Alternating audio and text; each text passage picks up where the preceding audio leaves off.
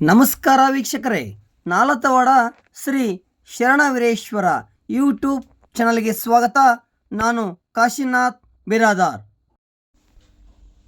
ನಾಲತವಾಡ ಇತ್ತೀಚೆಗೆ ರಸ್ತೆ ಅಪಘಾತದಲ್ಲಿ ಮೃತಪಟ್ಟ ವಿಜಯಕುಮಾರ್ ಪೇಟ್ಗರ್ ಮನೆಗೆ ಮಾಜಿ ಶಾಸಕರಾದ ಎಸ್ ಪಾಟೀಲ್ ನಡಹಳ್ಳಿ ಭೇಟಿ ನೀಡಿ ಸ್ವಾಂತಾನ ಹೇಳಿದರು. ಪಟ್ಟಣದ ಅವರ ಮನೆಯ ಮುಂದೆ ಇರುವ ಮುದ್ದೇಬಿಹಾಳ್ ನಾರಾಯಣಪುರ ರಾಜ್ಯ ಹೆದ್ದಾರಿಯಲ್ಲಿ ದ್ವಿಚಕ್ರ ವಾಹನ ಸವಾರನಿಂದ ಭೀಕರ ಅಪಘಾತವು ಕಳೆದ ಮಂಗಳವಾರ ಸಂಭವಿಸಿತ್ತು. ಘಟನೆಯಲ್ಲಿ ಉದ್ಯಮಿ ಅಂಬಾದಾಸ್ ಪೇಟ್ಗರ್ ತಂದೆ ವಿಜಯಕುಮಾರ್ ಸ್ಥಳದಲ್ಲೇ ಮೃತಪಟ್ಟಿದ್ದರು.